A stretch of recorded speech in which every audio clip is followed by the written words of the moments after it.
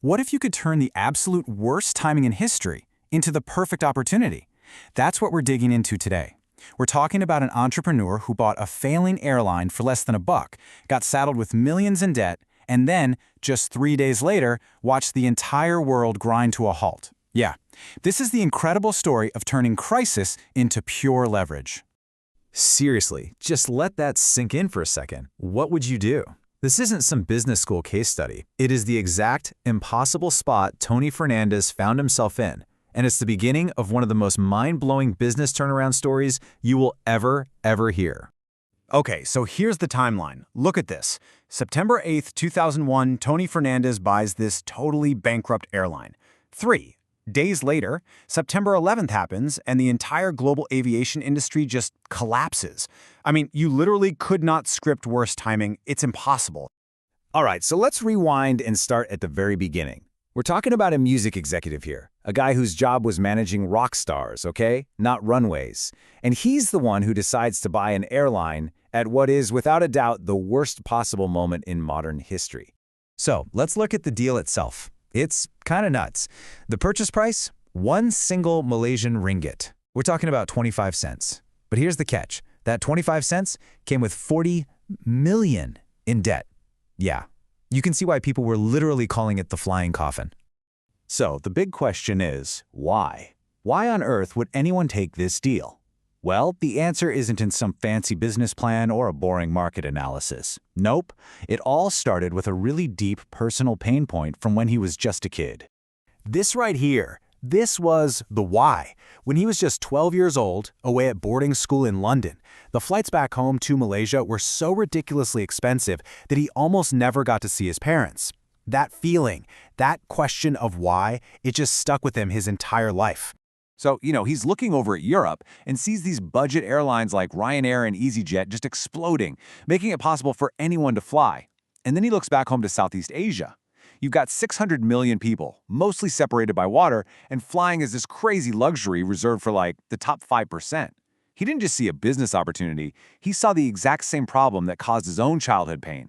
And that brings us to our first huge lesson here. Start with a personal pain point. Seriously, the most powerful businesses, the ones that really change things, they aren't born from spreadsheets and market research. They're born from pure frustration. Fernandes didn't need to crunch numbers. All he needed was that powerful memory of missing his family. But look, all the motivation in the world wouldn't have mattered without what happened next. And this is where the story takes a complete 180.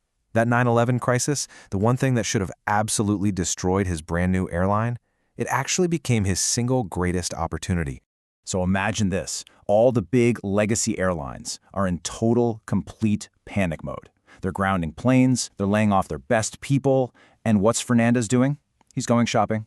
He's leasing brand new airplanes at a 40% discount.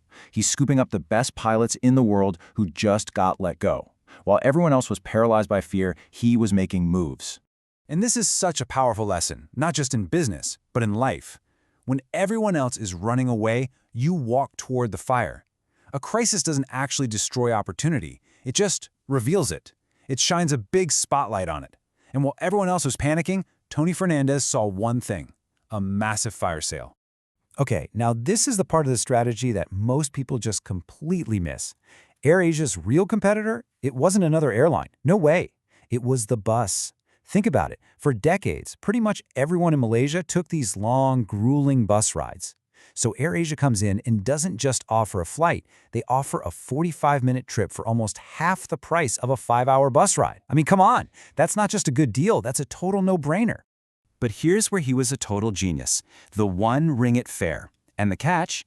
You could only get it online. Now, this was brilliant for 2 reasons.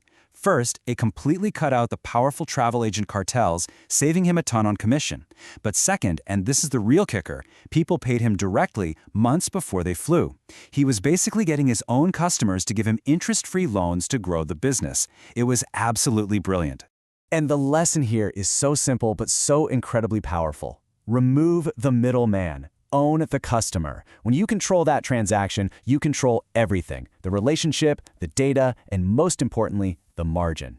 This was a direct-to-consumer, digital-first strategy before those were even buzzwords. He was way ahead of the curve. So, okay, he's basically conquered Malaysia, but he wasn't done, not even close. He set his sights on the rest of Southeast Asia, and to do that, he had to get even more creative. We're talking full-on guerrilla tactics. So, in most of these countries, there were these really strict laws that said a foreign company couldn't own an airline. His solution? This brilliant 49-51 strategy. It was like a cheat code. He'd find a local partner, give them 51% ownership, which made the airline legally local. But AirAsia would own 49%, and the entire thing would run under the AirAsia brand, using their planes, their system, everything. It was a perfect legal hack to take over the entire region.